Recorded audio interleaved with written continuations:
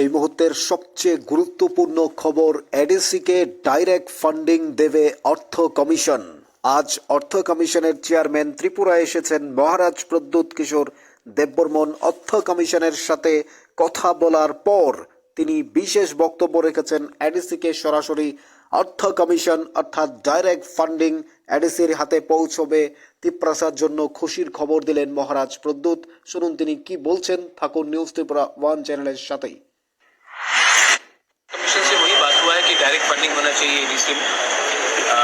हम लोगों को आर्टिकल 280 से जो गवर्नमेंट ऑफ इंडिया का प्रोविजन है, government of India has to give us direct funding. आज के दिन 68% of Tripura is ADC area, लेकिन फाइनेंस सिर्फ 1.7% का बजट में आता है। यही सब बात हुआ है। अब देखते हैं कि फाइनेंस कमीशन अपना रिपोर्ट गवर्नमेंट ऑफ इंडिया को कब देता है। होना चाहिए एडीसी में। हम लोगों को आर्टिकल 2 कमीशन से वही बात हुआ है कि डायरेक्ट फंडिंग होना चाहिए एडीसी में।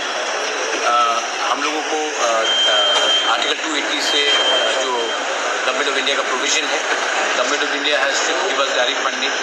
आज के दिन 68% of Tripura is ADC area, लेकिन फाइनेंस सिर्फ 1.7% का बजट में आता है। यही सब बात हुआ है।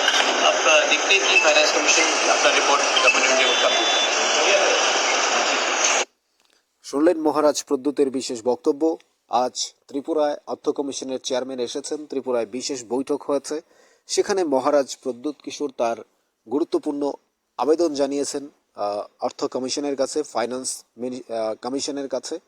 তারা গভর্নমেন্ট অফ ইন্ডিয়াকে রিপোর্ট দেবে। এডিসি ডাইরেক্ট ফান্ডিং অর্থাৎ এডিসিকে সরাসরি অর্থ প্রদান করবে গভর্নমেন্ট অফ ইন্ডিয়ার পক্ষ থেকে।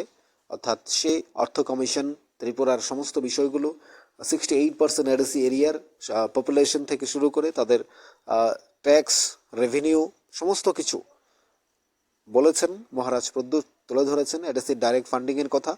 এবার মহারাজ প্রদ্যুৎ কিশোরের এই বক্তব্য শোনার পর আপনাদের কি মনে হয় জানাবেন কমেন্টস বক্সে। থাকুন নিউজ ত্রিপুরা ওয়ান চ্যানেলের সাথে। চ্যানেলটিকে সাবস্ক্রাইব করুন। আমরা বলতেই পারি ত্রিপুরার জন্য খুশির খবর, আনন্দের খবর।